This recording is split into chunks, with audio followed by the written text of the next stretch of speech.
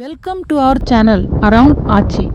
நாங்கள் இன்னைக்கு மிளகாய் தோட்டம்க்கு வந்திருக்கிறோம். மிளகாய் செடிகளுக்கு நடுவில் செவ்வந்தி பூக்கள் அழகாக மலர்ந்து தோட்டம்க்கு ஒரு தனி அழகை சேர்க்கின்றன. செவ்வந்தியின் மணமும் பச்சை மிளகாயின் பசுமையும் சேர்ந்து தோட்டத்தை உயிரோட்டமாக மாற்றுகின்றன. பலர் கேட்கும் ஒரு கேள்வி, மிளகாய் தோட்டத்தில் ஏன் செவ்வந்தி பூ வளர்க்கிறார்கள்?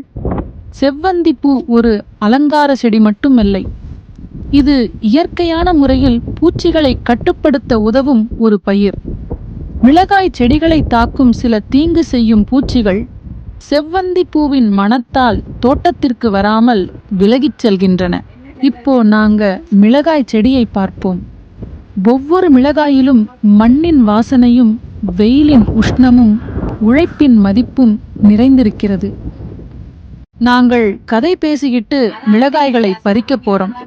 இப்படி இன்னும் பல கிராம வாழ்க்கை மற்றும் விவசாய வீடியோக்களை பார்க்க எங்கள் சேனலை சப்ஸ்கிரைப் செய்து சப்போர்ட் பண்ணுங்க. வீடியோ நல்லா இருக்குன்னு தோணினால் லைக் போட்டு விடுங்க. அப்படியே உங்க ஃப்ரெண்ட்ஸ் அண்ட் ஃபேமிலிக்கு ஷேர் பண்ணி விடுங்க. தேங்க்யூ.